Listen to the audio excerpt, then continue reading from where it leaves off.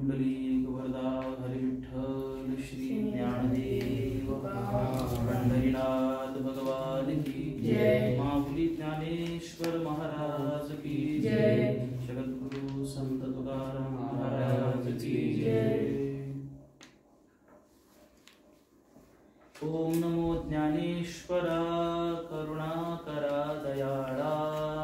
ओम नमो ज्ञानेश्वरा करुणाकरा दयाळा। तुमचा अनुग्रह लादलो, तुमचा अनुग्रह लादलो, पावन झालो चराचरी, पावन झालो चराचरी। मी कला कुसरी काहीच नेने, मी कला कुसरी काहीच नेने। बोलतो वचने अति भाविका, बोलतो वचने अति भाविका। एका जनार्दनी तुमचा दास, एका जनार्दनी तुमचा दास। त्याची आस पुरवावी, त्याची आस पुरवावी। तुमचा अनुग्रह लादलो, तुमचा अनुग्रह लादलो, पावन झालो चराचरी, पावन झालो चराचरी। ज्ञानेश्वर महाराज की जय।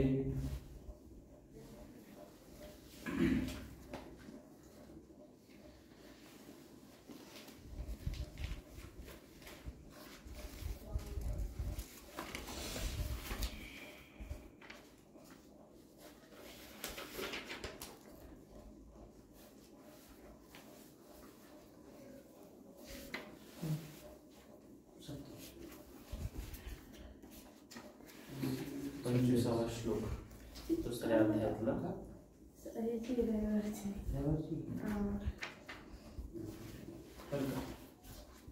दुसऱ्या अध्यायातला 25व्या क्रमांकाचा पान नंबर 35 25वा श्लोक आहे। म्हणा 35 नंबर पान नंबर काढा। 35 नंबर पान नंबर काढलं का? 25वा श्लोक म्हणा। अव्यक्तो अव्यक्तो अयमचिन्त्यो अयमचिन्त्यो अयमविकार्यो अयमविकार्यो अयमुच्यते अयमुच्यते।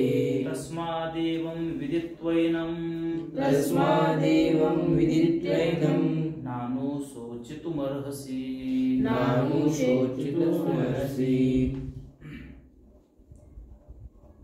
तोच आहे ना? 25वा आहे ना?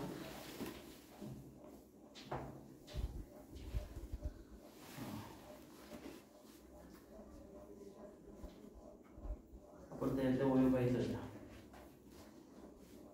अरे ह्याच्यात पण वेगवेगळ्या आहेत ओव्या।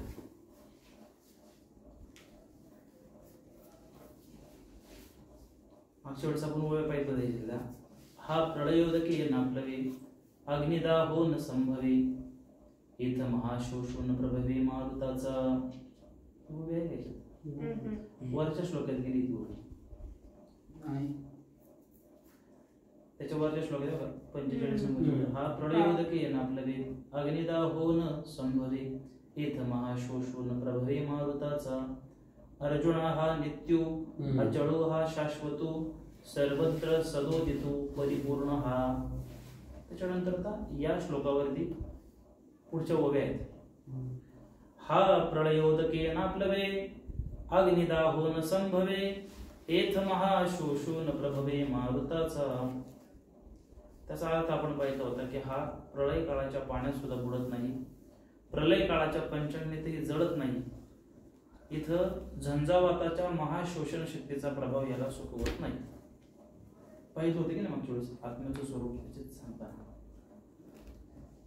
हा सदा दुर्लभो म्हणा,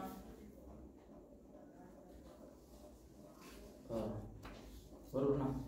हा तर्काचे दिठी गोचरे नोहे किरडी, ध्यान याची भेटी उत्कंठा नोहे उत्कंठावा हे। हा तर्काने जाणू शकत नाही आपण। मागच्या वेळेस विचार केला बुद्धीने नाही जाणू शकत त्याला आपण। बुद्धीने कसं जाणार? किती तर्क मांडले तरी त्याला एकाला काही ना काही प्रश्न आहे, त्याला उत्तर त्याच्या तर्काच्या पुढे आहे. त्याच्यामुळे हा तर्काची येते ठीक. गोचरणो हे किरीटी. किरीटी म्हणजे कोण? किरीटी. किरीटी कोणाचं नाव आहे? किरीटी अर्जुनाला म्हणत ना किरीटी. गोचरणो हे किरीटी. ध्यान याची भेटी उत्खंडावा. हे ध्यानाने त्याला मिळवायचं म्हटलं, त्याच्यात उत्खंड वाढत जाते पण तो दिसत नाही. त्याचा आपण छोटस अनुभव घेऊ शकतो. मगाशी जसे आपण ध्यान करायला घेतो बाबा, बऱ्याच वेळा म्हटलं की आपण विचार करायचा की हे जे ध्यान करतोय तो करणारा कोण आहे? मी कोण आहे असं स्वतःला प्रश्न विचारला. डोळ्यासमोर चित्र येते का? नाही येत. आपण म्हणतो की बाबा हा चेहरा आपला डोळ्यासमोर चेहरा येतो, परंतु तो आपला चेहरा नाही, आपल्या शरीराचा चेहरा आहे. माझा हात, माझं शरीर म्हणतो की नाही. माझं शरीर म्हटल्यानंतर माझं म्हणणारा कोण आहे? कोणीतरी वेगळा आहे, हे तर निश्चित होते. त्यामुळे तर्कानं भेटत नाही, ध्यानानं त्याची प्राप्ती होत नाही. हा सदा दुर्लभू मना आपण हे साधना निस्सिमू हा अर्जुना पुरुषोत्तमू. हा काय आहे? मनाला सापडण्यासारखा नाही, साधना करूनही तो निश्चित प्राप्त होत नाही. अर्जुना हा पुरुषोत्तम अनंत आहे. पुरुषोत्तम म्हणजे कोण? तोच आत्मा. आत्म्यालाच पुरुषोत्तम म्हटलं गेलेलं आहे. समजते का? लक्षात येते?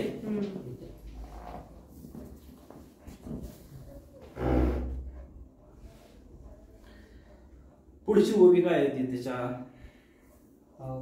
हा गुणत्रय रहितो व्यक्तीसी अतितो अनादि अविकृतो सर्वरूप. आत्म्याचं स्वरूप कसं आहे? त्रिगुण रहित आहे. हा गुणत्रय रहितो. ही ओवी चालली होती आपली, त्या ओवीला थांबलो होतो. आठवते का? कोण कोण होतं मागच्या बरोबर? तू होता अनुज? आता कसं काय समजेल तुम्हाला? म्हणून कंटिन्यू आलं पाहिजे रे. कंटिन्यू आलं तर त्याला आपली साखळी पुढे जळत जाईल. एक तर हे तर आपण गप्पा तर मारत नाहीये, हे आपण फिलॉसॉफी शोधतोय. काय फिलॉसॉफी? त्यातलं तत्वज्ञान हेच शोधतोय आपण, की जे फार महत्वाचं आहे. तसं वाचायला, पारायण करायला आपण 2-4 दिवसात सुद्धा पारायण करू शकतो अक्षर वाचायची. ज्याचा जितका वाचण्याचा स्पीड अधिक आहे तो काय करेल? तितकं लवकर वाचेल. नुसतं वाचून फायदा आहे का? त्यातलं उमजलं पाहिजे की ना भाऊ. त्यातलं उमजलं नाही तर म्हणजे वाचून फायदा नाही. म्हणून आपण इतकं सावकाश जातोय. एकच गोष्ट वारंवार का त्याला सर मंथन करतोय? कारण ते आपल्याला पक्की हृदयात उतरले पाहिजे. त्यामुळे थोडस बोरिंग होईल तुम्हाला, लक्षात येते. परंतु हा तत्वज्ञानाचा भागच असा. बोरिंग वाटतो परंतु तो कल्याणाचा. एकदा तो समजायला लागला ना, ज्ञानेश्वरी एकदा अशी उमजायला लागली ना, मग तिला ठेवू वाटणार. अर्थ एकदा बोध झाला ना. आता बघा तुम्ही, आतापर्यंत जितक्या ओव्या आतापर्यंत आपण वाचत आलोय ना, त्याच्या मागच्या ओव्या किंवा मागच्या अध्याय जर वाचायला घेतले तर लगेच पटकन डोक्यात क्लिक होईल की याचा अर्थ हा आहे. कारण का आपण त्याच्यावर मंथन केलेले. ती ओवी पाठ नसली तरी पण त्याचा अर्थ आपल्याला उमजेल आणि त्या अर्थाचा आपल्याला आपल्या जीवनात उपयोग करता येईल. एवढी एक रिक्वेस्ट मान्य करा. कंटिन्यू आलं पाहिजे बस. चला पुढे. हा गुणत्रय रहितू. वाचताय ना? पाहताय ना? व्यक्तीसी अतितू अनादि अविकृतू सर्वरूप. काय म्हणतात ज्ञानेश्वर महाराज? की अरे अर्जुना, हा जो आत्मा आहे हा त्रिगुण रहित आहे. व्यक्तीसी अतितू, निराकार आहे, सनातन. अनादि म्हणजे काय? अनादि म्हणजे सनातन, त्याचा जन्मही नाही, त्याचा शेवटही नाही. अनादि सतत आहे, शाश्वत त्याला म्हणलं जातं. अविकृतू, अविकारी, त्याच्यात विकारी रूप होत म्हणजे ट्रान्सप्लांट होत नाही त्याचा. विकारी म्हणजे काय? चेंजेस होणारा, विकार पावणारा. आंबा आहे, आंबा साडल्यानंतर खराब होतो, विकार पावला की नाही? किंवा आंबा आहे, आंब्याचा ज्यूस केला, विकार पावला की नाही? आंब्याचा गुण जाऊन त्याने ज्यूस मध्ये परिवर्तित झाला. तसा हा आत्मा चेंजेस होत नाही, त्याचं स्वरूप निश्चित आहे. सर्व रूप, सर्व रूप म्हणजे काय? सर्व रूप हे विशेषण लक्षात घ्या आत्म्याचं. ते सुद्धा म्हटलं ना, तो आहे कसा? जर तो असा नाही तसा नाही, मग आहे कसा? ज्ञानेश्वर महाराज उत्तर देतात सर्व रूप. तो कसा आहे? सर्व रूप. आता सर्व रूप म्हणताना फक्त माणसाचं रूप नाही, किडा मुंगी सगळे आले, जीव जंतू, गांडूळ, साप पण आला, त्यात वाघ पण आला, सिंह पण आला, मित्र पण आला, शत्रू पण आला, देव पण आले, राक्षस पण आले. म्हणजे जेवढे जीव जंतू आहे सगळे आहे, सगळ्या स्वरूपात तो प्रकट आहे. प्रत्येकाच्या जेवढे जीव आहे तेवढे आहे सर्व रूप. असं कणच नाही की तो आत्मस्वरूप नाहीये. सर्व हे सगळं काही त्यानंच व्यापलेलं आहे. फक्त आपल्याला काय वेगळं भासतं? आपला अहंकार. आपल्या अहंकारामुळे आपल्याला त्याची प्रचिती येत नाही. आपण आपल्याला कंजेस्टेड बनवून ठेवलेलं आहे. ह्या शरीरापुरतं फक्त मी, मग हे जे खोक आहे किंवा हे जे माझं स्वरूप आहे, याच्याशी संलग्न असलेल्या गोष्टी त्या माझ्या. जगातल्या सगळ्या गोष्टी मला मिळाव्या अशा हव्यास आहे प्रत्येकाला. अधिकाधिक मला मिळावं, अधिकाधिक चांगलं मला मिळावं, हा जो हव्यास आहे तो कशामुळे? मी आणि माझेपणामुळे. त्या अहंकारापायी, आपल्या अज्ञानापायी आपल्याला ते प्रत्यक्ष स्वरूप दिसत नाही. समजते का? लक्षात येते? आपण कुठून सुरुवात केली आहे? पहिल्या अर्जुन विषाद योगापासून गोष्टी स्वरूप, कथा स्वरूप चालू झालं. खरं तर ही फिलॉसॉफी युद्धाच्या प्रसंगात गेला आणि सगळ्या आप्तेष्टांना पाहिलं. आप्तेष्ट म्हणजे कोण? आप्त म्हणजे आपले, इष्ट म्हणजे प्रेमीजन, नातेवाईक, मित्र परिवार, या सगळ्यांना बघितलं आणि युद्ध करायला अर्जुन काय म्हणतो? नको आता बाबा, मला हे युद्ध नाही करायचं, मला नको, याला नाही मारायचं, मला हे जमीन नको किंवा काय नको. अशी कथानकातून चालू झालं आणि ती फिलॉसॉफी आता चालू झाली सांख्य योगातून. ज्ञानेश्वर महाराज सांगतात अर्जुनाच्या भीतीचं, अर्जुनाच्या मोहाचं कारण काय? दुःखाचं कारण काय? त्याचा मोह. मोह कशाबद्दलचा? आपल्या माणसाबद्दलचा. भगवान म्हणतात ही फक्त शरीर म्हणजे तुझे नातेवाईक नाहीये, ही शरीर तर येणारे जाणारे सारखे साखळेच चालू आहे. त्याच्यातलं आत्मतत्व ओळख. ते एकदा ओळखलं की मग तुला दुःख नाही होणार. किती वेळा सांगितले, परत पुनरुच्चार होतोय. ते फिलॉसॉफी आपण पुढे घेत किंवा ते तत्वज्ञान समजताना आपण इथपर्यंत आलोय. आता मागच्या श्लोकांमधून खूप काही पाहिलं. आता ही ओवी काय सांगते ज्ञानेश्वर महाराज? हा गुणत्रय रहितू, व्यक्तिसी अतितू, अनादि अविकृतू सर्व रूप. त्रिगुण माहिती आहेत का? त्रिगुण नाही माहिती? सत्व, रज, तम, सात्विक, राजसिक आणि तमोगुण, तामसिक ज्याला म्हटलं, असे 3 गुण आहेत. कुठल्याही याच्यात गेल्यानंतर ते 3 भाग पडतात. पुन्हा ते इलेक्ट्रॉन, प्रोटॉन, न्यूट्रॉन पर्यंत जातात. एक सात्विक आहे, एक तामसिक आहे, एक राजसिक आहे. सात्विक म्हणजे काय? तो सहज प्रवृत्तीचा, आपल्याला समजण्यासाठी म्हणूया, सहज प्रवृत्तीचा आहे, सरळ प्रवृत्तीचा आहे, सत्याच्या अधिष्ठानानं, प्रामाणिकपणानं, आपल्या अंतःकरणाची शांत अवस्था. काय? आपल्या अंतःकरणाची शांत अवस्था, जिथे वसवस नाही, वगवग नाही, अस्वस्थता नाहीये, एकदम निश्चिंतता आहे, निवांतता आहे, प्रसन्नता आहे. असं जे काही अनुभवाला येतं तो कशाचा प्रभाव आहे? सात्विक गुणाचा. कशाचा? सत्व गुणाचा प्रभाव आहे. तेच अंतःकरण, तेच चित्त, तेच मन कधी कधी अस्वस्थ असतं, चिडचिडलेलं असतं, मारामारी करण्याच्या मूड मध्ये असतं, दुसऱ्याचं काही सहन होत नसतं. लक्षात येते? जळफळाट होत असतो. चित्त तेच आहे. अगोदरच्या अवस्थेत ते शांत होते, आता ते विपरीत झालं. हा कशाचा प्रभाव आहे? हा तमोगुणाचा प्रभाव आहे. कशाचा? तमोगुणाचा. खूप नुसतं झोप येते नाही का, आळस आलेला आहे, काही इच्छा नाही.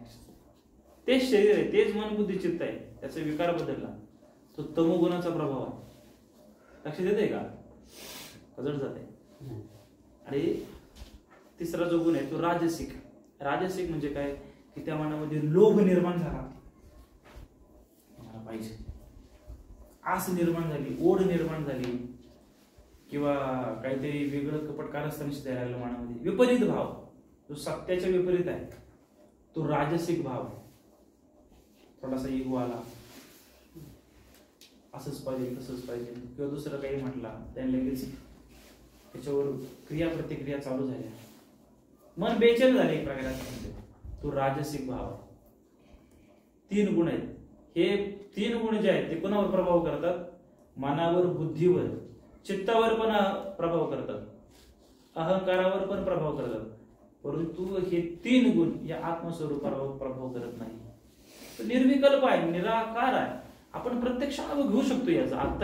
आत्ता मी बोलत असताना किंवा तुम्ही ऐकत असताना तुम्ही त्याचा प्रेझेंट अनुभव घेऊ शकता की ऐकत असताना तुम्हाला असं वाटतंय मी ऐकतोय.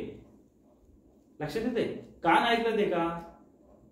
कानाच्या या फक्त एक इन्स्ट्रुमेंट आहे. त्या इन्स्ट्रुमेंटना आतमध्ये डाटा येतोय, बुद्धीवर त्याचं मंथन होते, त्या वाक्यांचं सर्क्युलेशन होते, त्याच्यावर क्रियाप्रतिक्रिया उमटतात.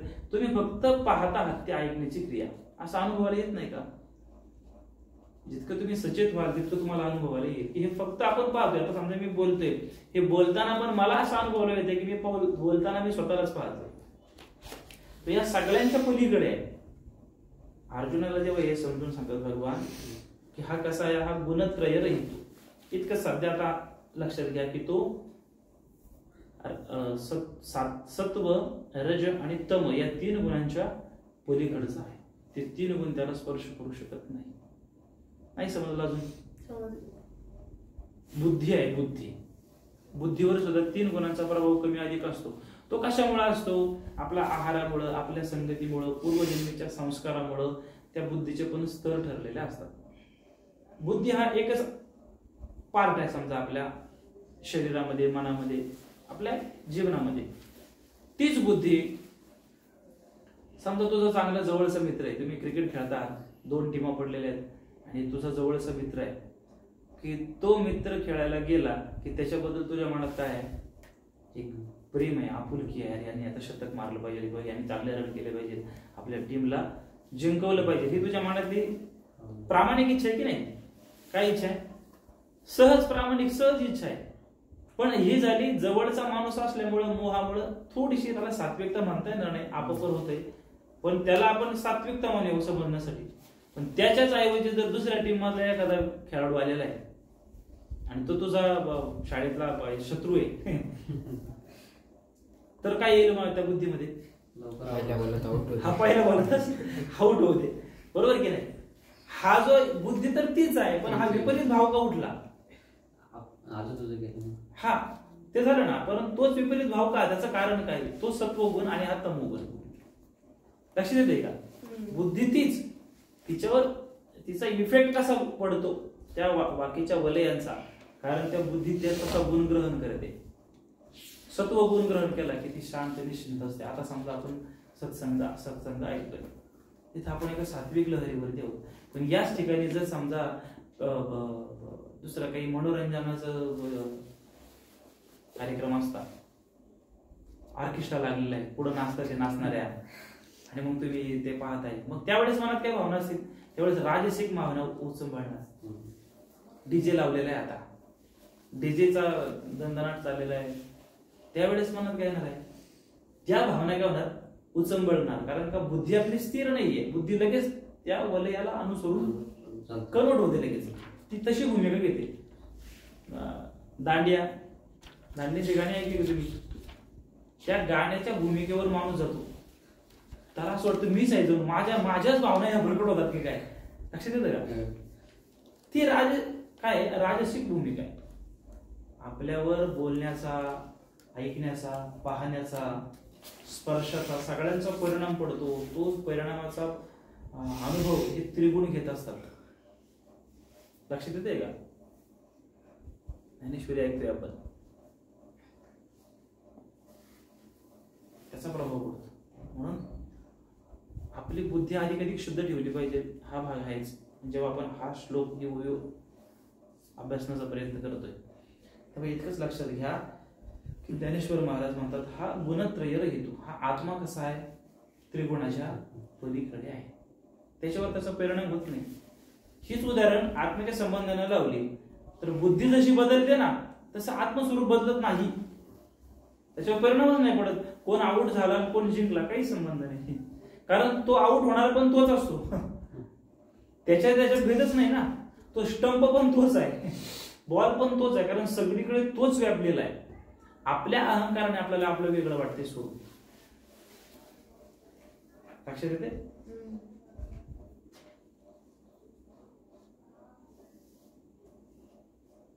व्यक्ती से अतितू अनादि अविकृतू सर्व रूप हा काय आहे, त्रिगुणरहित आहे, निराकार आहे.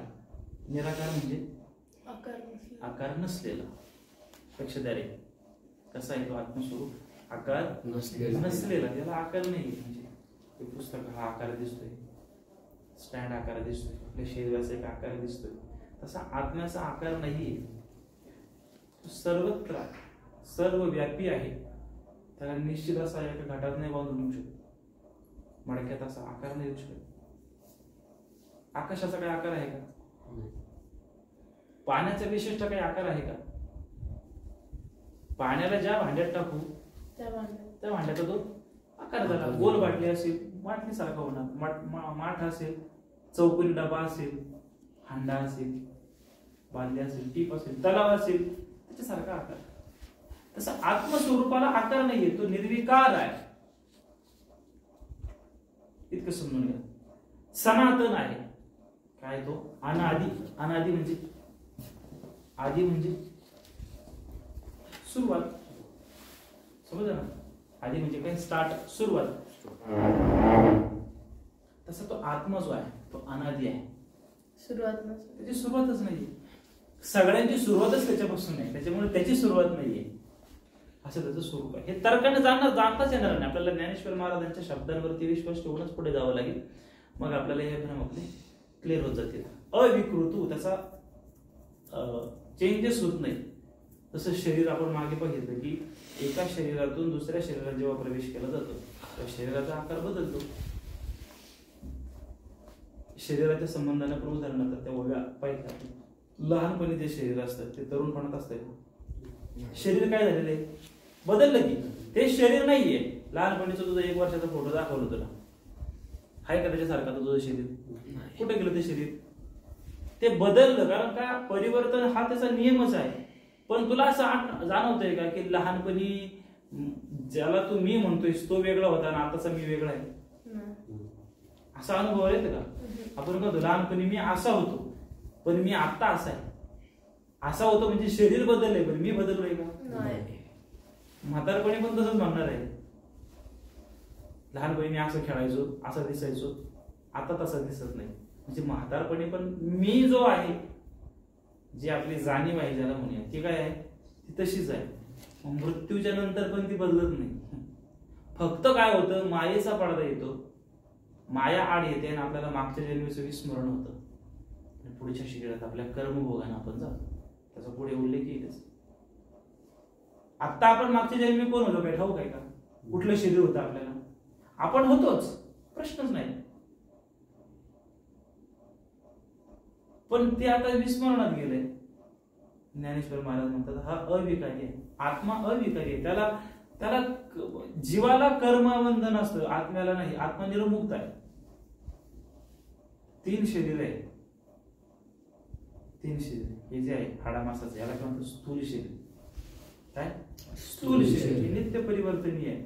त्याच्या आतमध्ये एक सूक्ष्म शरीर आहे. मन, बुद्धी, चित्त आणि अहंकार हे काय आहे? सूक्ष्म शरीर आहे. संवेदना ज्याला म्हणतो आपण, संवेदना जाणीव कशामुळे होते? मनामुळं, बुद्धीमुळं, चित्तामुळे आणि अहंकारामुळे. त्याच्याही पलीकडे एक कारणदेह आहे. कुठलं? कारणदेह. ते असं आपण शब्दाने सांगू शकत नाही, त्याची अनुभूती आहे. आणि त्या कारणाच्या पलीकडे एक महाकारणदेह आहे की ते सर्वत्र व्याप्त आहे. तुझ्या माझ्या त्याच्यात काहीच भेद नाही. अशा महाकारण अवस्थेतलं तेच भगवंताचं स्वरूप आहे. लक्षात येते? हे इतकं म्हणजे बोलतो इतकं सोपं नाहीये. त्याला समजण्याकरता आपल्याला खूप साधना करावी लागेल, प्रयत्नाने जावं लागेल, संत वाङ्मय अभ्यासावं लागेल, सदाचार ठेवावा लागेल. हळूहळू त्या बोधावर गेलो की मग ही आपसूक बंधन करून पडते. अविकारी आहे, सर्व रूप आहे. कसा आहे तो? सर्व रूप. सर्वांच्या सगळ्या ठिकाणी तो व्याप्त आहे. विशेषण काय वापरलं समजण्यासाठी? तर यालाच लागून मला एक थोडं वेगळं सांगायचं आहे. आत्मस्वरूप सर्व रूप आहे. आपण आपल्या स्वतःला कंजेशन मानून घेतलं आणि सुखदुःखाला कारण झालं. अर्जुनाला ज्ञानेश्वर महाराज काय भगवंत काय म्हणतात की तू जाण, तू ज्यांना मारण्याचा किंवा तू मारणारा असं समजतोस हे सगळं खोटं आहे, तुझा भ्रम आहे, अज्ञान आहे. कारण तू आणि ते एकच आहे, कारण तुम्ही आत्मस्वरूप आहात. हा भ्रम जेव्हा गळून पडेल तेव्हा दुःख राहील का? राहील का? परंतु ती स्थिती येण्याकरता अर्जुनाला इतक्या लवकर साधलं नाही, आपल्याला किती लवकर साधणार? कसं साधेल? एक गोष्ट आहे की मित्रांनी सांगितली, आपण नाही का म्हणतो आपलेपणा, आपुलकी, जिव्हाळा, हे फक्त बरोबर ते शब्द आहेत. आपण समजा आपल्या घरातलं कोणी आजारी पडला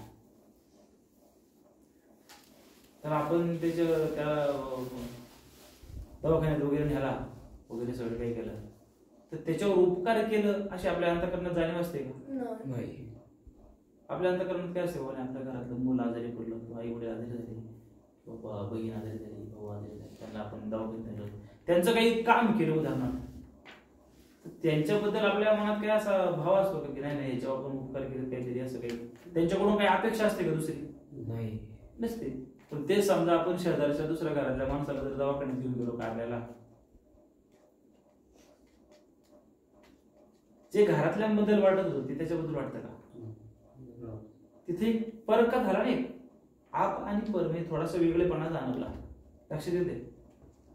घरातल्यांबद्दल मोह असतो. आपलेपणाचा मोह आहे. आपले नाही का, मी माझं या कन्सेप्ट मध्ये बसतोय तो, पण दुसरा जेव्हा बाहेरचा येतो तेव्हा तो माझ्याच्या पलीकडचा जातो. हे जोपर्यंत गळून पडत नाही दुसऱ्याबद्दल सुद्धा तो जणू काही माझाच अत्यंत जवळचा आहे. रस्त्याने एखादा जाणार आहे, समजा रस्त्याने आपण चाललेलो आहोत, गाडी घेऊन चाललेलो आहे, आपल्या घरातला अचानक कोणी दिसलं तर त्यानं हात करण्याची वाट पाहतो का आपण? नाही.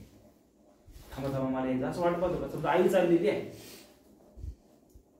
कारला चाललेली आहे, तू चालला गाडी घेऊन, तू म्हणशील नाही हिने हात नाही केला मी काही थांबणार नाही आता, मला काय माहिती यायचंय की नाही, असं करशील का? नाही. थांबणार तेव्हा पुढे जायचं यायचं वगैरे अशी विचारपूस करून.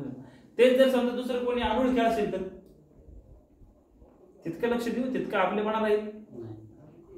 हे जेव्हा गळून पडेल ना सगळं, अर्थात हे व्यवहारात तितकं लागू होत नाही, हे लक्षात घ्या. हे लक्षात मी काय म्हणतोय तसं सर्वरूप जेव्हा म्हणतात ज्ञानेश्वर महाराज काय म्हणतात, हा गुणत्रय रहितू व्यक्तीसी अतितू अनादि अविकृतू सर्वरूप. हा त्रिगुणाच्या पलीकडेच आहे, अनादि आहे, आपल्याला न गमन, व्यक्तीशी अतितू आपल्या म्हणे का अतीत आहे, आपल्यापासून फार दूर आहे समजण्याकरता. अविकृतू सर्वरूप, तो सर्वत्र व्याप्त आहे. आता या सर्वरूप जर या कन्सेप्ट मध्ये ही कन्सेप्ट जर अर्जुनाच्या मनात ठसली तर त्याला भेद राहील का?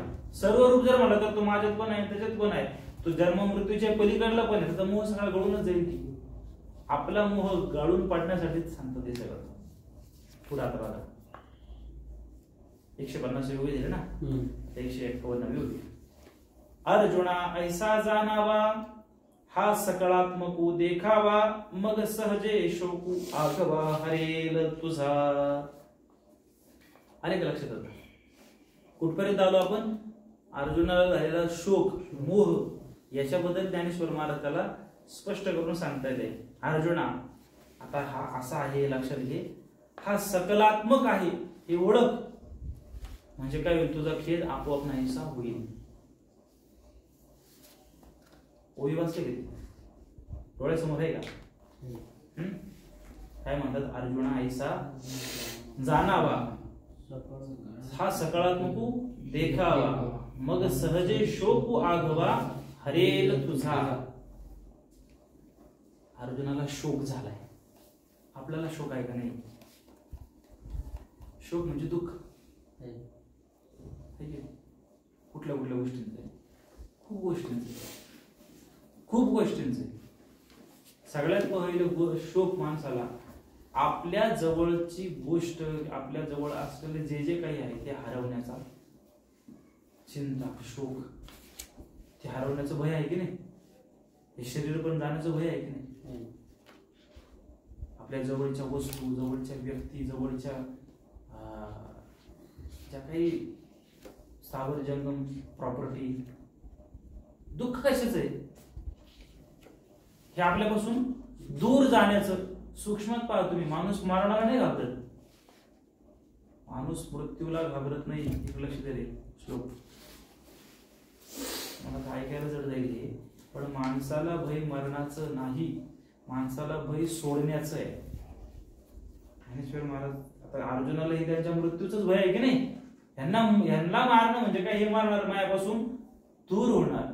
ज्ञानेश्वर महाराज भगवंताच्या मुखा शब्दाला पण तेच सांगतात, शोक करण्याचं कारण नाही, माणसाला मरणाचं भय नाही, मग कशाचं भय आहे, सोडण्याचं. उदाहरणाने पाहायचं, समजा अशी आकाशवाणी झाली, त्या आकाशवाणीमध्ये म्हटलं की उद्या संध्याकाळी शिलाटणे गावातली सगळी माणसं एका क्षणामध्ये मृत्यू पावणार.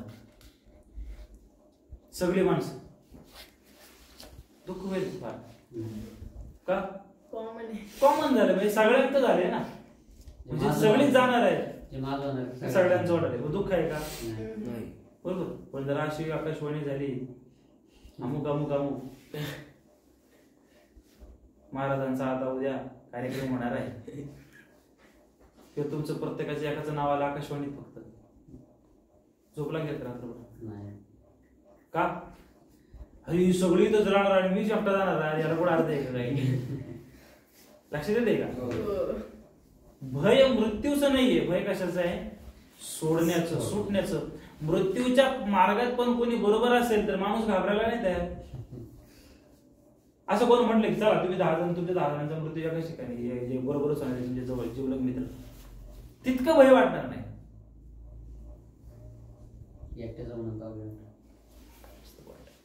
आता हे मृत्यूचं सोडून द्या, तसंच बाकी सगळ्या गोष्टींचं, छोट्या छोट्या गोष्टीतला हा शोक आहे, मोह आहे. तो मोह दूर कशाने होईल, कारण आपण शरीर नाही आहोत, आपण आत्मस्वरूप आहोत. हा बोध एकदा जागृत झाला की दुःख गळून पडत, परंतु हे बोलणे इतकं सोपं नाही.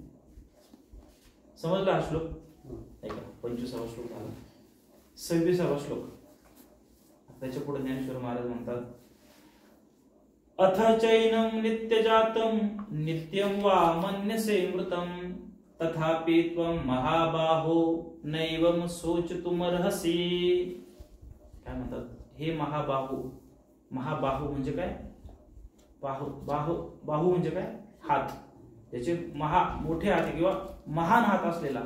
हे महाबाहू अर्जुना, हा आत्मा नेहमी जन्म पावतो, मृत्यू पावतो, असे जरी मानलेस तरी सुद्धा शोक करणे तुला योग्य नाही.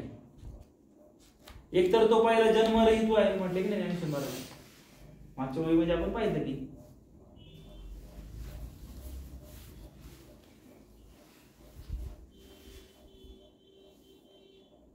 कुठं गेली होती ती, अर्जुना हा नित्यू अचळू, हा शाश्वतू, सर्वत्र सदोदितू परिपूर्ण. हा शाश्वत आहे म्हणजे काय, पहिल्यापासूनच आहे, जन्म मृत्यूच्या पलीकडला आहे. मागच्या कुठली तरी आपण एक ओवी पाहिली होती की त्याचा जन्म नाही, मरण नाही. पण ज्ञानेश्वर महाराज आता भगवान अजून अर्जुनाला समजून सांगतात की तू जरी असं मानलंस बा, की अर्जुना तू जरी असं मानलंस की याचा जन्म होतो, याचा मृत्यू पावतो, तरी पण तुला तो शोक करण्यासारखं काही कारण नाही. लक्षात आलं का, आपण मित्राला कसं समजू द्या कधी गोष्ट, त्याच्या मनासारखं करून द्यायचं, तरी पण त्याला सांगायचं ठीक आहे तू म्हणतो तसं योग्य आहे, पण त्याच्या पुढची गोष्ट तर ऐक. इथपर्यंत आम ठेवतो की नाही, तुझं खरं मानलं बाबा, मी वाईट बॉल टाकला मान्य आहे, पण पुढचं तर ऐक. त्याला त्याच्या भूमिकेवर तसंच ठेवायचं, पण त्याच्या पुढे जाऊन त्याला सांगायचे. तसं भगवान आता अर्जुनाला सांगतात की काय पुढचं होऊया बा. अथवा ऐसा नेनसी तू अंतवंतची हे मानसी तरी सोचून पवसी पंडुक मरा. काय होतं अर्थ, तुम्ही ओवीकडेच लक्ष ठेवा, त्या अक्षरावरती अर्थ लक्ष द्या. अथवा हे नेनसी तू अंतवंतची हे मानसी तरी सोचून पवसी पंडुक मरा. आत्मा अविनाशी आहे हे तुला समजून येत नसेल, म्हणून तू त्याला नाश आहेच असं जरी समजत असला तरी हे पार्था तुला शोक करणं योग्य नाही. पंडुकुमार म्हणजे काय, अर्जुन तुला शोचून पवसी म्हणजे तरी शोक करण्याचं तुला कारण नाही का. पुढची उभी बघा आता. जे आदि स्थिती अंतू हा निरंतर असे नित्यू जैसा प्रवाहो अनस्युतू गंगा जळाचा ते आदी नाही खंडले समुद्री तरी असे मिनले आणि जातचे मध्ये उरले दिसे जैसे. काय म्हणतात, गंगेच्या पाण्याचा प्रवाह हा उगमापासून सागराला मिळेपर्यंत जसा अखंड वाहतो त्याप्रमाणे उत्पत्ती स्थिती आणि नाश हा क्रम अखंड आहे. ते गंगाजल उगमस्थानी खंडित होत नाही, शेवटी समुद्राला मिळूनही सतत मिळतच राहते, मधल्या ओघ पट्ट्यातही वाहतच असते. ये तिनी तयापरी सरसीच सदा अवधारी भूतांशी कवनी अवसरी ठाकते ना. त्या गंगाजळाप्रमाणे जन्म जीवन मरण हे सतत वाहत राहणाऱ्या जीवाला शरीर धारणेमुळे कोणत्याही दशेत हे थांबवता येत नाही. अशी या जीवनाची अवस्था अनादी काळापासून सतत चालत आलेली असल्याने तुला शोक करण्याचं कारण नाही. अथवा अर्जुना, सारेच जीव जन्म आणि मरण यांच्या अधीन आहेत असे पाहून जरी तुझ्या मनात येत नसेल तरी पण तुला शोक करण्याचे काहीच कारण नाही, कारण या जगात जन्म मृत्यू अटळ आहेत. आलं का लक्षात? होय, डोक्यावर गेलं. काय सांगू शकता समजा एक्सप्लेन करायच्या अगोदर आता जे वाचायला अर्थ त्याचा अर्थ काय या श्लोकाचा? अथ चैनम नित्य जातम नित्यम वा मन्यसे मृतम तथापि त्वं महाबाहो नैवं सोचतुमर्हसि. काय सांगणार आता मी सांगितलेलं या पुढच्या त्या ओव्या वाचल्या.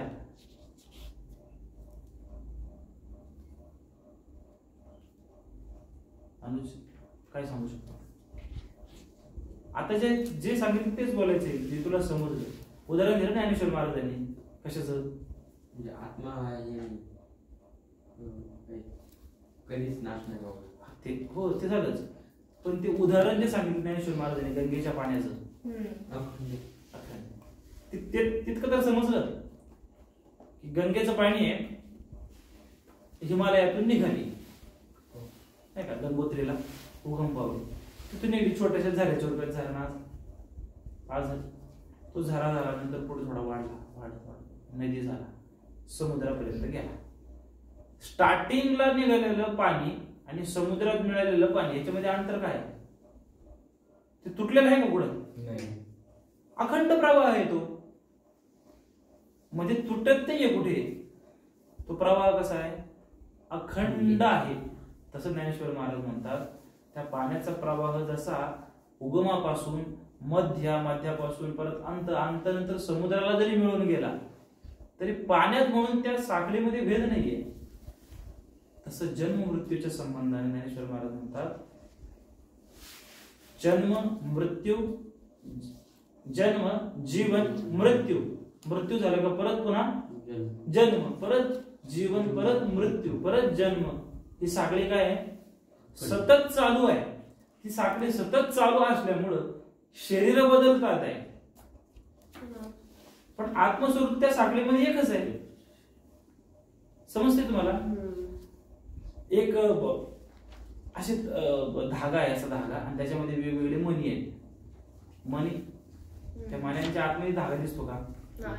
ते मणी बदलत गेले समजा, पुढे धागा तसाच लावलेला आहे आणि मणी सरकवत चाललोय आणि पुढे एक मणी गळत चाललेला आहे. आतला धागा दिसतो का? आपण म्हणतो लाल मणी पडून गेला, हिरवा मणी पडून गेला. समजते? परत मागावून येणारे मणी चालूच आहे. तो मणी जरी पडला तरी तो धागा आतला. समजते तुम्हाला? जड जात आहे थोडं सांख्य योग आहे ना, त्यामुळं म्हणून गोष्टी नाही येत आणि हे समजून घ्यायचं आहे. परत त्या वया वाचा, परत लक्षात येईल बघा. अथवा ऐसा नेनसी तू अंतवंतची हे मानिसी तरी सोचून पवसी पंडुकुमदा. अर्जुना, तू जरी असं मानलंस की बाबा हा आत्मा जो आहे काय जन्मणारा आणि मरणारा आहे असं मानला घडीभर तुझं, तो तर जन्मत नाही मरत नाही, पण मानला तुझं म्हणतो म्हणून. जे आदी स्थिती अंतू हा निरंतर असे नित्यू जैसा प्रवाहो अनस्युतू गंगा जळाचा. एक लक्षात घे, ज्ञानेश्वर महाराजांची भाषा बघा. आता ज्ञानेश्वर महाराज म्हणतात की तू एक लक्षात घे की ज्याप्रमाणे नदीचा उगम आहे म्हणजे काय याला आधी झाला. वाहन आहे म्हणजे काय याला स्थिती झाला. म्हणजे जीवन जन्माला आला, जीव नंतर जीवन जगतोय, त्याला काय आलं स्थिती. अंतू, अंतू म्हणजे काय अंत, मृत्यू पावला. जीवन, जन्म, जीवन, मृत्यू हा काय झाला एक प्रवाह झाला नदीचा. नदीचा प्रवाह गंगाजळाचा ज्याप्रमाणे प्रवाह हा ते आधी नाही खंडले, समुद्री तरी असे मिळाले, आणि जातची मध्ये उरले दिसे जैसे. समुद्राचं पाणी, नदीचं पाणी जसं उगम पावलं ते वाहत वाहत गेलं, समुद्राला मिळालं. पाण्यामध्ये काय बदल झाला का? तिथं खंडन झालं का? रूप बदलले असतील बाबा. चला, नदीतून मध्ये कुणी कॅनल टाकला, बांध अडवला, धरणामध्ये साठवून ठेवला, म्हणून कायमस्वरूपी धरणामध्ये पाणी राहणार आहे का? मोठा पूर आल्यानंतर त्यांना दरवाजे खोलणेच आहे, म्हणजे ते पाणी पुढे पुन्हा जातच आहे. मध्ये अडकून ठेवलं म्हणजे त्याचा मृत्यू झाला का पाण्याचा? त्याचं रूप बदललं फक्त, म्हणजे संपलं का ते पाणी? नाही झालं. ते पुन्हा अखंड परत प्रवाहात काही कालांतराने पुढे जाणार आहे. तसं जीवनाचं आहे. ये तिन्ही तयापरी सरसीच सदा अवधारी, भूतांशी कवनी अवसरी ठाकतीना. त्याप्रमाणे जन्म, जीवन, मरण हे सतत वाहत राहणाऱ्या जीवाला शरीर धारणेमुळे कोणत्याही दशेत थांबवता येत नाही. आपण थांबू शकतो का आपलं जीवन? आता मला हे माझं जे वय इथंच थांबायचंय, लहानच राहायचंय, मला मोठं व्हायचं नाही. मी आता 8वीला, मला 8वीलाच राहायचं, मला 9वीला जायचंच नाही. 9वीला जाणार नाही, पण तुझं वय थांबू शकतोस का? तू नापास होऊन त्याच वर्गात बसशील, पण वय थांबवण्याचा, काळ थांबवण्याचं सामर्थ्य कोणाकडे नाहीये. तसं ज्ञानेश्वर महाराज म्हणतात की ज्या अवस्था आहेत त्या कोणीही थांबवू शकत नाही. सदा अवधारी भूतांशी कवनी अवसरी ठाकतीना. भूतांशी म्हणजे जीव, भूत म्हणजे कोण? भूतांना, म्हणजे जीवाला कुठल्याही परिस्थितीत थांबवता येत नाही. मनोनी हे आघवे एथ तुझ न लगे सोचावे, जे स्थितीची हे स्वभावे अनादि ऐसी. काय म्हणतात? म्हणून हे अर्जुना, अशी या जीवनाची अवस्था अनादी काळापासून सतत चालत आलेली असल्याने तुला शोक करण्याचं कारण नाही. इकडे लक्ष द्या. जन्म, जीवन आणि मृत्यू कधीपासून चालू सांगू शकेल का कोणी? या सृष्टीची रचना कधी झाली सांगू शकेल? ही जीवसृष्टी कधीपासून निर्माण झाली सांगू शकेल? आता मग डार्विनचा शोध लावतो, तो सांगेल इतक्या करोड वर्षापूर्वी, तितक्या करोड वर्षापूर्वी. सत्य कुणी जाणले? कोणीच सांगू शकत नाही की कधीपासून चालू आहे. हा जीव जन्माला कधीपासून आला सांगू शकतो का? नाही सांगू शकत. त्यामुळं अपरिहार्य आहे त्या या गोष्टी न सांगण्यासारख्या आहेत, किंवा त्यामुळे कधी अनादी काळापासून आहे, सतत चालू आहे. त्यामुळे तरी तुला शोक करण्याचं काहीच कारण नाही. हे फक्त अर्जुनाला नाही सांगत. आपण पण जो शोक करतोय, दुःख, काय दुःख करणार आहोत? कारण ते चालूच आहे. लहानपणापासून आपल्या मनाच्या विरुद्ध घटना कधी घडल्यात का? आपण त्या मनाच्या विरुद्धच्या गोष्टी थांबवण्याचा प्रयत्न करतो की माझ्या मनासारखं झालं नाही. आता उद्या या 2025ला मी 1 तारखेपासून असा संकल्प करणार की अजिबात अशा चुका काही घडून द्यायचंच नाही. रोज पहाटे उठून मी व्यायाम करणार, रोज पहाटे उठून मी अभ्यास करणार, अमुक करणार, तमुक करणार. बदलते? थांबते का ते? बदलत ते काही ना काही कारणाने ते बदलतच आहे. निश्चय राहत नाही माणसाचा. छोट्या छोट्या गोष्टींचं सांगतोय, जन्म मृत्यूचं दूरच राहिलं. त्यामुळे शोक करण्याचं काही कारण नाहीये. पुढे सांगतात, ना तरी हे अर्जुना नयेची तुझी म्हणा, जे ते कोणी लोक अधिना जन्मक्षया. अथवा हे अर्जुना, सारेच जीव जन्म आणि मरण यांच्या अधीन आहेत असे पाहून जरी तुझ्या मनात येत नसेल तरी पण तुला शोक करण्याचे कारण नाही, कारण हा जगात जन्म मृत्यू अटळ आहेत.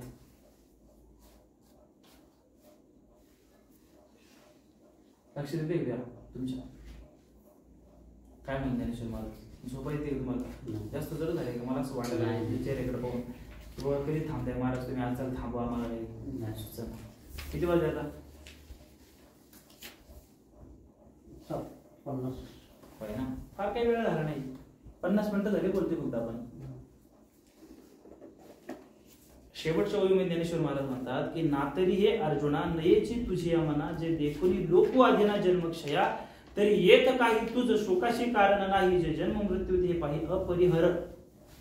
अपरिहर म्हणजे न थांबवत्या न येण्याजोग किंवा त्याच्यामध्ये आपण हस्तक्षेप करू शकत नाही. अपरिहार्य होणारच आहे. आपण काय म्हणतो हे होणारच होतं, त्याच्यात कोणीच काही बदल करू शकत नाही. तसं ज्ञानेश्वर महाराज म्हणतात ठीक आहे चल तुझं मानलं व्हा. तू म्हणतो ना तुला असं वाटत असेल की आत्म्याला जन्म मृत्यू आहे ते पण मानलं तरी पण तुला शोक करण्याचं कारण नाही. का? कारण जन्म मृत्यू हा अटळच आहे. तू जरी नाही मानलं न मानलं तरी काही फरक पडणार आहे का? आपण जरी ठरवलं की आपलं वय वाढवून द्यायचं नाही, आपल्या ठरवण्याने काय होणार आहे? वय बदलणारच आहे. आपण जरी किती ठरवलं इंडिया पाकिस्तानची मॅच आहे आणि सारखा भारतच जिंकला पाहिजे, आपल्या ठरवण्यानं काय होणार आहे? हार जीत आहे, खेळ आहे. तो खेळ खेळतच असतो. म्हणून का त्याचा कायमस्वरूपी शोक करून घ्यायचा म्हणाला. संसारातल्या जीवनातल्या दुःखांचं पण तसंच आहे. पास होणं नापास होणं म्हणजे याचा अर्थ असा नाही की अभ्यास करायचा नाही, स्वीकारायचंय. जसं पास झाल्यानंतर आपण स्वीकारतो तसं नापास झाल्यानंतर पण स्वीकारता आलं पाहिजे. ठीक आहे चुकी झाली पुन्हा प्रयत्न. हे जन्म मृत्यू तत्वज्ञान आपल्याला इथं पण बसवता आलं पाहिजे.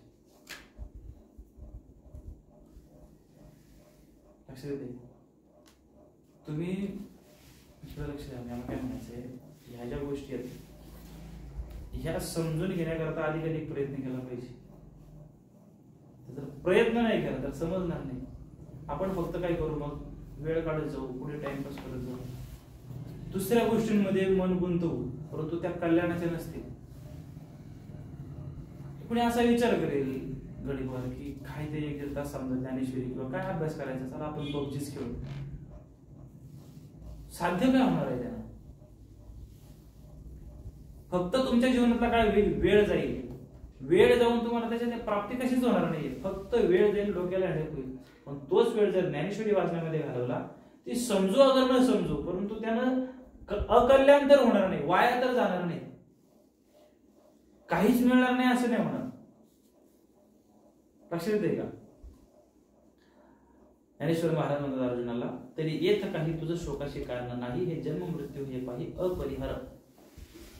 अपरिहार्य आहे. जीवन आणि मृत्यू, जीवन आणि मृत्यू अपरिहार्य आहे. म्हणजे काही गोष्टी मिळणं आणि काही गोष्टी आपल्यापासून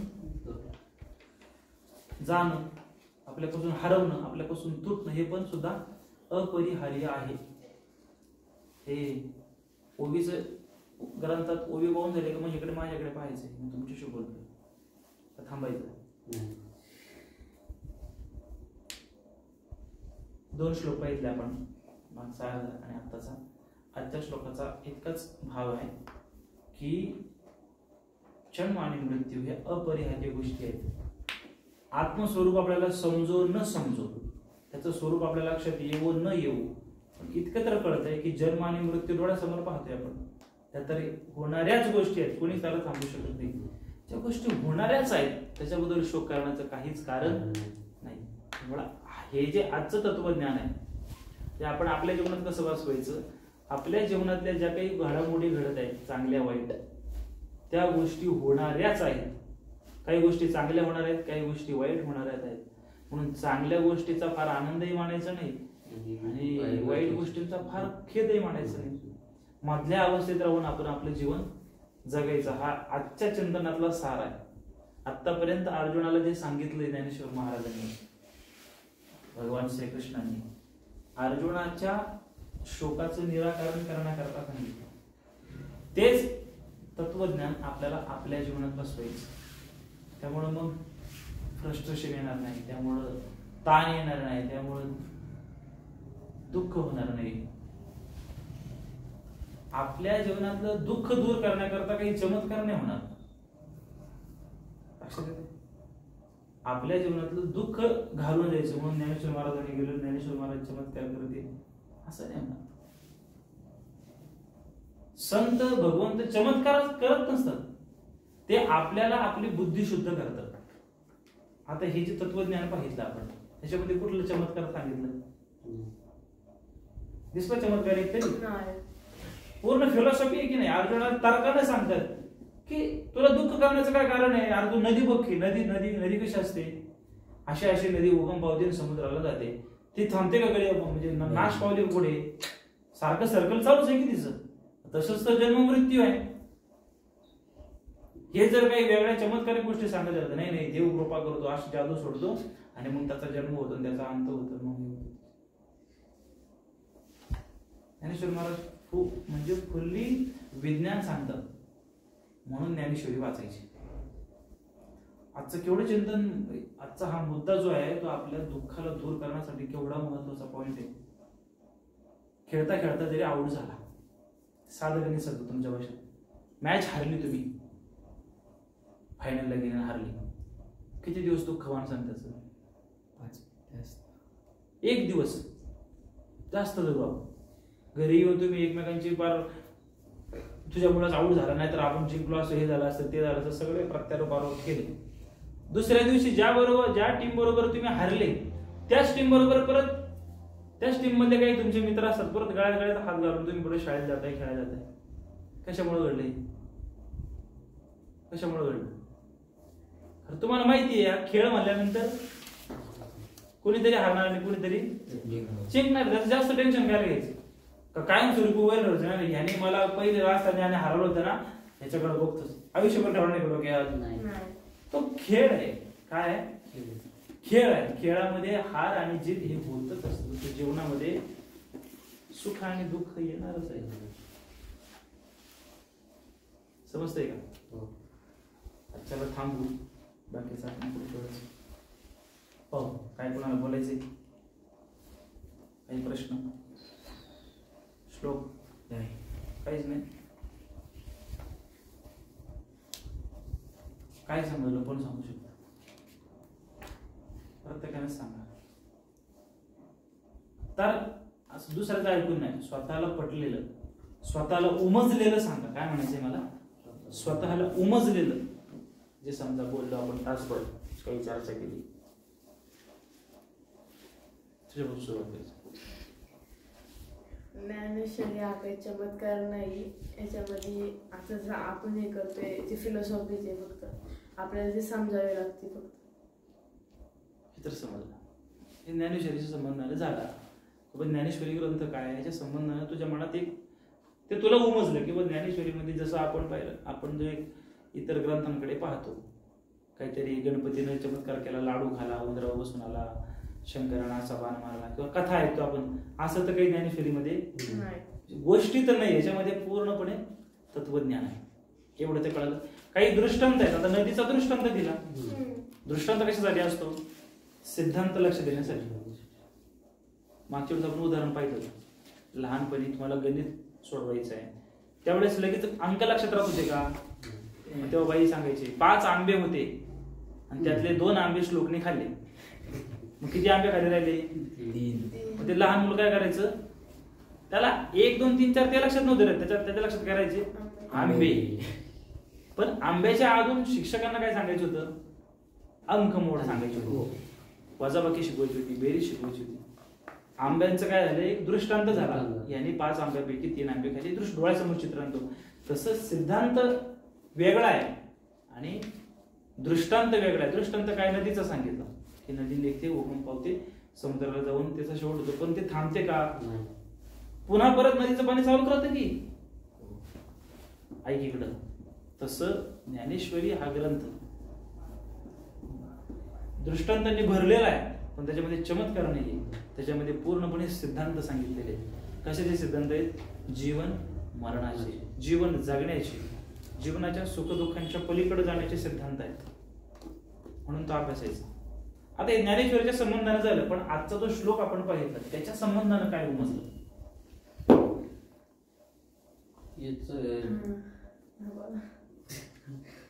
म्हणजे जीव जन्माला येणारे मूर्ती होणारे आठवड्याचे, पण यातून आपण कसं राहायचं, जरी दुःख आलं तरी कसं राहायचं आणि सुख आलं तरी कसं राहायचं, याच्यावरच हे करायचं आपण. ते आपल्या हातात आहे. आपल्या आपण त्या गोष्टींना किती गांभीर्याने घ्यायचं. शोक नाही केलं पाहिजे. जास्त शोक शोक नाही काय करायचं? जन्म दुःखाचा येतो, येणारा मृत्यू पण आहे, येत. मृत्यू येतो, परत जन्म पण आहे.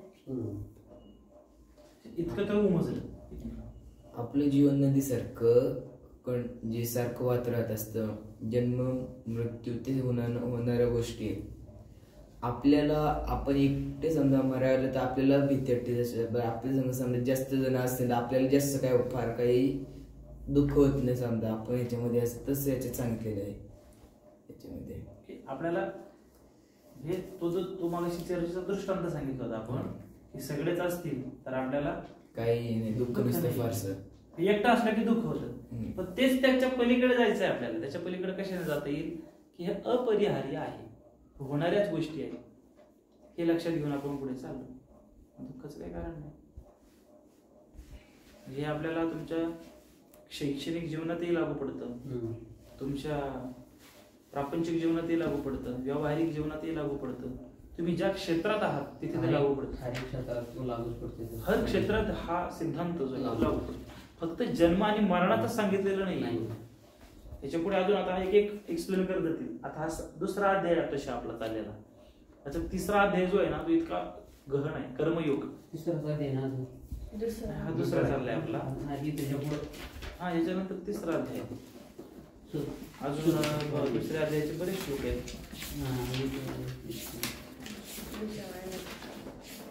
बरेच दिवस जातील त्याला. आपण एकदम सावकाशपणे अजून चाललोय. दुसऱ्या अध्यायाचे खूप श्लोक आहेत अजून. अरे बाबा, दुसऱ्या अध्यायात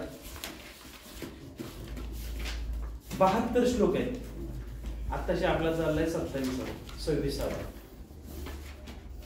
लक्षात 26 श्लोक. काय उमजलं तुम्हाला माणसांना दोघांना? आत्मा अमर आहे. आत्मा सर्वत्र आहे. आपल्या गर्वामुळे आपल्याला हे माझे असं वाटतं. हा एकदम पॉइंट ऑफ व्ह्यू आहे. तू सर्वत्र आहे. आता हे फक्त तू आणि मी हे पण आपण काय करूया, आपण आता जे बोलतो हे फक्त हे सुद्धा काय आपल्याला आपण शाब्दिक ज्ञान आहे, अनुभूती नाही आपली, नाही का? ना तुझी अनुभूती आहे ना माझी अनुभूती आहे. आपल्याला पण ज्ञानेश्वरीतून इतकं समजतंय की तो सर्वव्यापी आहे. पण अनुभव आहे का आपल्याला? नाही. म्हणजे ते समजलंय पण अनुभव नाहीये. की आता आपल्याला समजलंय की ज्ञानेश्वर महाराजांच्या मतानुसार आत्मा सर्वव्यापी म्हणजे तुझ्यात पण ते स्वरूप आहे, माझ्यात पण ते स्वरूप आहे, यामधल्या पोकळीमध्ये पण ते स्वरूप आहे, सगळीकडे सगळ्यांच्या मध्ये तेच आहे. अनुभव आहे का? तो अनुभव घेण्यासाठी आपल्याला प्रयत्न करायचे.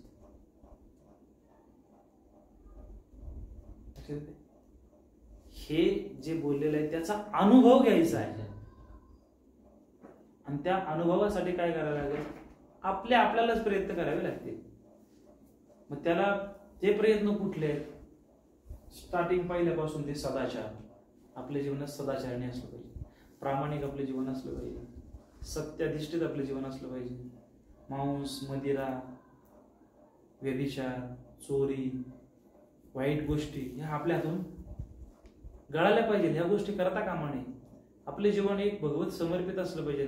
आपण ज्या भूमिकेत आहोत त्या भूमिकेत पूर्णपणे प्रामाणिक असणं. तुम्ही विद्यार्थी आहात तर शिक्षण घेणं, अभ्यास करणं हीच तुमची देवपूजा आहे. आपण कामगार आहोत कोणी तर ते कामावर गेल्यानंतर नोकरी हीच आपली देवपूजा आहे. मी समजा प्रवचन करण्याकरता बसलेलो आहे, प्रवचन हीच माझी देवपूजा आहे. जे मला समजतंय ते तुम्हाला सांगायचं हीच माझी देवपूजा आहे. जिथं ज्या क्षेत्रात आपण आहोत तिथं आपण प्रामाणिक असणं हे आपल्याला त्या अनुभूतीपर्यंत नेणारं साधन आहे. लक्षात येते का? जिथं ज्या क्षेत्रात आपण आहोत तिथं आपण पूर्ण प्रामाणिक असणं.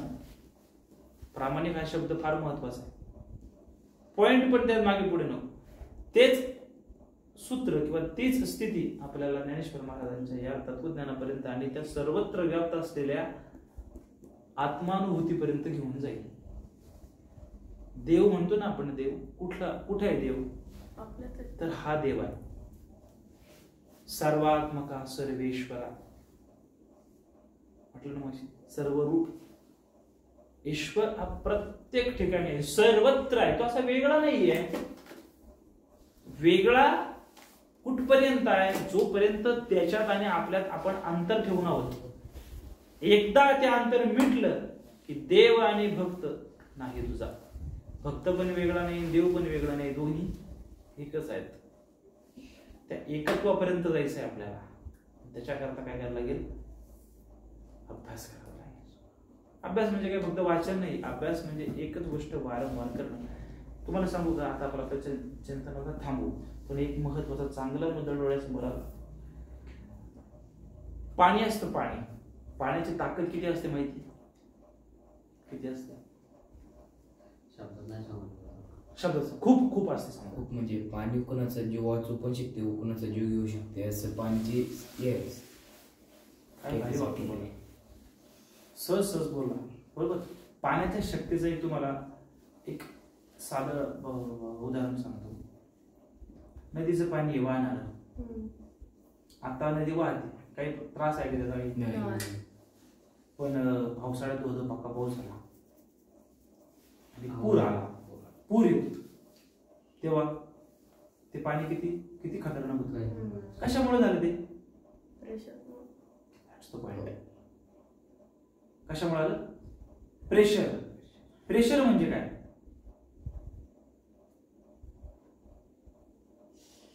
पाणी साधं पाणीच आहे ते. आता त्या पाण्याला तितकी पॉवर नाहीये, तितकी पावसाळ्यात येते. त्याचं कारण काय? शब्द पाण्याची म्हणजे पावसामुळे पाण्याला भेटतं गती भेटते. बरोबर. गतीमुळे त्याला शक्ती प्राप्त होते. बरोबर.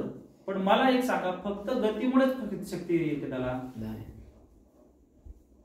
साधोलॉजी सांगतो अजून तुम्हाला. गाड्या धुवायला, गाड्या धुवायला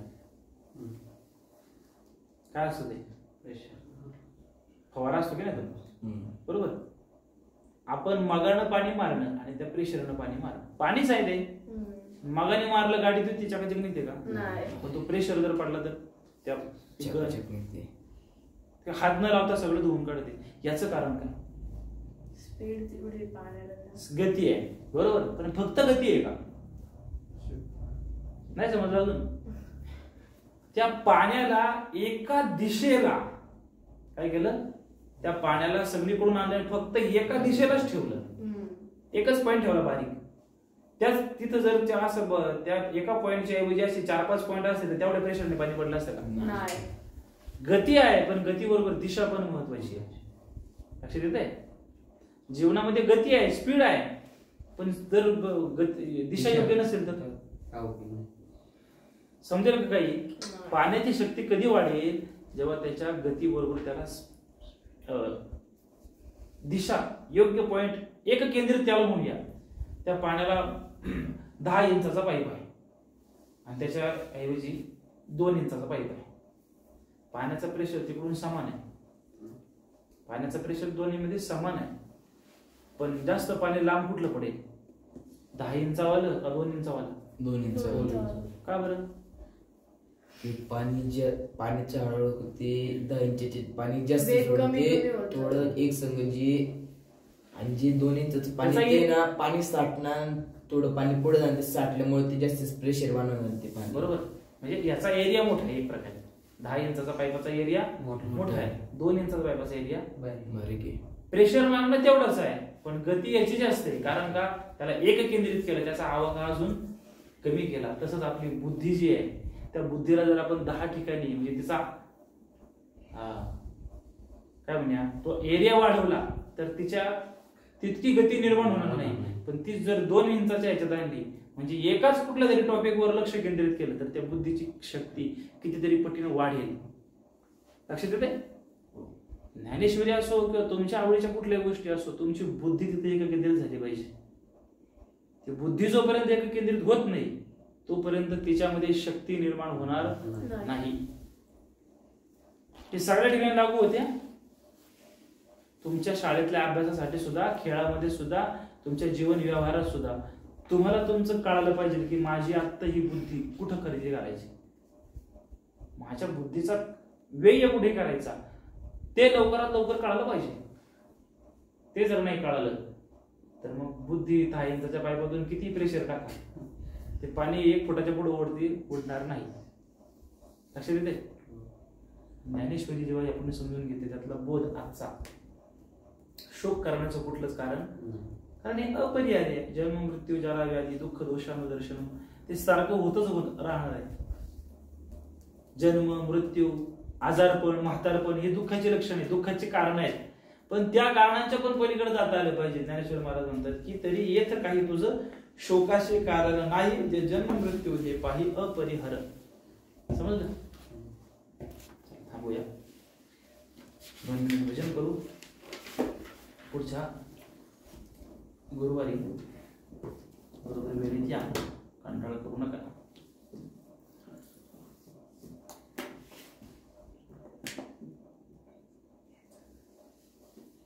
दोन मिनिट भजन करू आणि मग आपण थांबूया.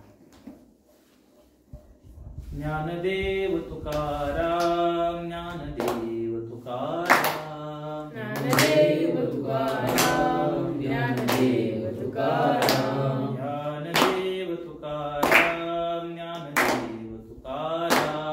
ज्ञानदेव तुकाराम, ज्ञानदेव तुकाराम, ज्ञानदेव तुकाराम, ज्ञानदेव तुकाराम, ज्ञानदेव तुकाराम, ज्ञानदेव तुकाराम, ज्ञानदेव तुकाराम, ज्ञानदेव तुकाराम, ज्ञानदेव तुकाराम, ज्ञानदेव तुकाराम, ज्ञानदेव तुकाराम, ज्ञानदेव तुकाराम, ज्ञानदेव तुकाराम, ज्ञानदेव तुकाराम, ज्ञानदेव तुकाराम.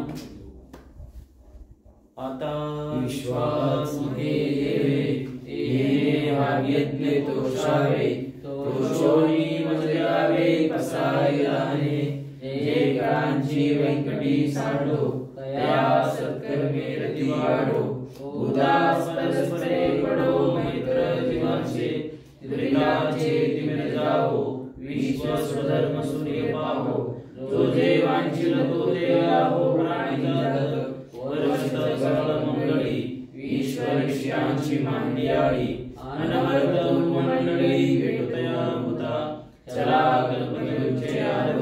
चेतना चिंतामणीचे गाव, बोलते जे अर्णव विभूषांचे. चंद्रमे जे आरांचन, मार्तंड जे तापहीन. हे सर्वाही सदा सज्जन स्वयं होतो. किंबहुना सर्व सुखी पूर्ण होई तीन लोकी. बुद्धिलो आदि गुरुही खंडित, आणि ग्रंथोपजीविये शेष योगी. सृष्टादृष्ट विजय होवावेचे, एक म्हणे श्री विश्वेश्वराहो. आहो दान बसाहो, येणेवर ज्ञानदेव सुखिया झाला. येणेवर ज्ञानदेव सुखिया झाला. येणेवर ज्ञानदेव सुखिया झाला. पुंडलिक वरदान विठ्ठल श्री ज्ञानदेव तुकाराम. पंढरीनाथ भगवान की जय. माऊली ज्ञानेश्वर महाराज की जय. जगद्गुरु संत तुकाराम महाराज की जय.